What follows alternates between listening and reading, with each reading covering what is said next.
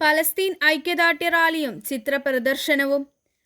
തായ്ക്കാട്ടുകര മുസ്ലിം ജമാഅത്തിന്റെയും ഹിദായത്തുൽ ഇസ്ലാം higher secondary മദ്രസയുടെയും ആഭിമുഖ്യത്തിൽ Palestine ഐക്യദാർഢ്യ rally സംഘടിപ്പിച്ചു. മദ്രസയിൽ നിന്ന് ആരംഭിച്ച് റെയിൽവേ ഗേറ്റ് വഴി ഹൈവേയിലൂടെ കമ്പനിപ്പടി, മാന്ത്രിക്കൽ, പള്ളിക്കവല പ്രദേശങ്ങൾ ചുറ്റി ഏകദേശം 2 കിലോമീറ്റർ ദൂരം നീണ്ട റാലിയിൽ മദ്രസ വിദ്യാർത്ഥികളും മഹല്ലംഗങ്ങളും നാട്ടുകാരും ഉൾപ്പെടെ 600ഓളം പരം ആളുകൾ പങ്കെടുത്തു.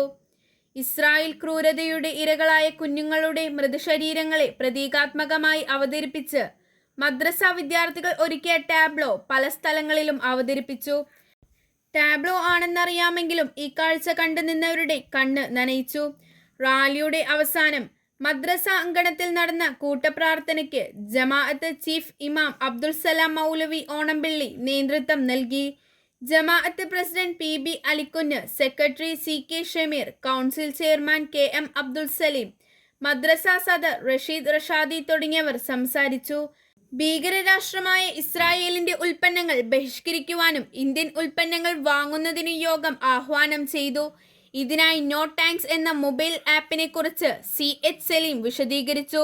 തുടർന്ന് ഇസ്രായേൽ കൂട്ടക്കുരുതയുടെ ഭീകരത വെളിപ്പെടുത്തുന്ന ചിത്രപ്രദർശനവും ഡോക്യുമെന്ററി അവതരണവും ഉണ്ടായിരുന്നു.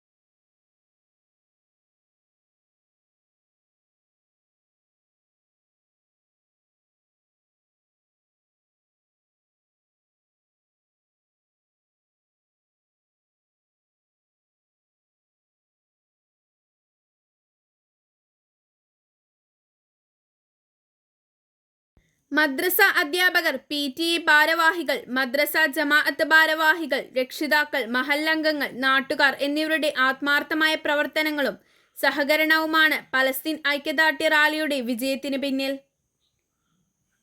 ആലുവ ലൈവ് ന്യൂസിനു വേണ്ടി സിദ്ദീഖ് കാരക്കാടിനോടൊപ്പം ഷഹബാനത്ത്.